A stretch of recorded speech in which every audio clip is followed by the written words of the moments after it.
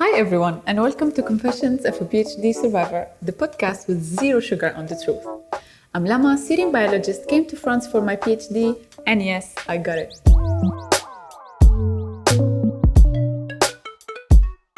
If you think of the PhD journey as a romantic academic getaway, well, mine included fewer sunsets and so many crises. But it also taught me a lot, and here's the big lesson. You can't just wait for better lab cultures to appear. You have to have a voice in shaping our research environments. And if this culture doesn't exist, then maybe we need to create it ourselves. So why Confessions of a PhD Survivor?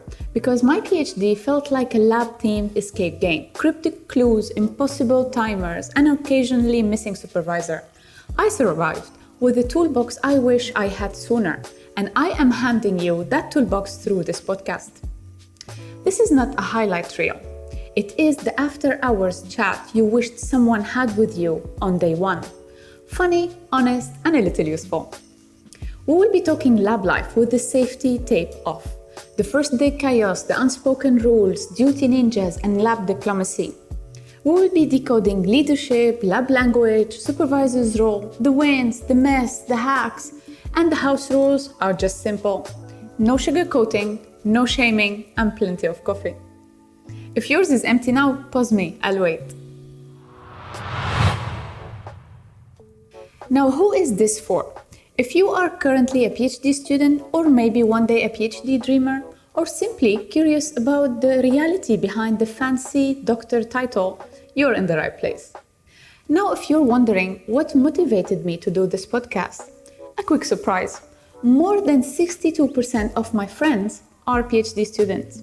And no, these are not people I met during the PhD. These are friends I had known for at least 5 years before I started. As you can see, it feels as if my life pre-installed the grad school expansion pack. And yes, I did the math calculator and all. The upside is that I have heard lab stories from so many angles and country codes. So when I say that our experiences rhyme, it is peer-reviewed. We come from different cultures, yes. Different supervisors, yes. But the hits are familiar. That I'm the only one who doesn't get it, the 2 a.m. burnout, the supervisor gap, the institutional pressure, that forgets a human needs sleep and snacks, and most importantly, motivation. Expect hot topics, my friends.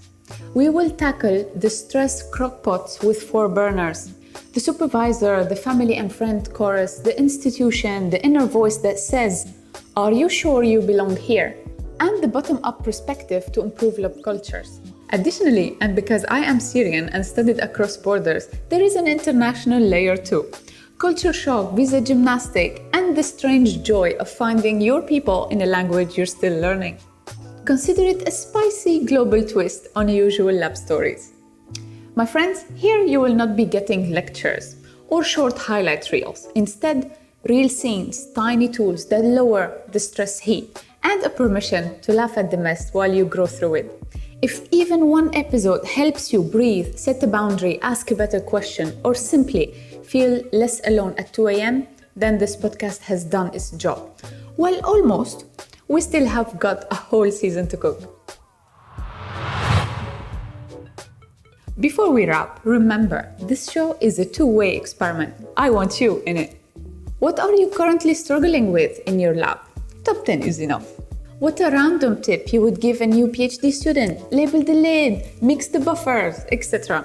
Or maybe you just want to confess that you once used the wrong pipette tip for an entire experiment. Slide into my socials, drop your questions, stories, survival hacks. Let's build a roaming support group that stretches from your bench to mine. That's it for today's introduction to Confessions of a PhD Survivor. Thank you for spending time with me, and I hope you will stick around for the next episodes, where we will get a little deeper, a little goofier, and hopefully a lot more empowered to change our lab experiences for the better. This is Lama signing off. Take care and keep questioning, because this is how real change begins. See you in the next ones.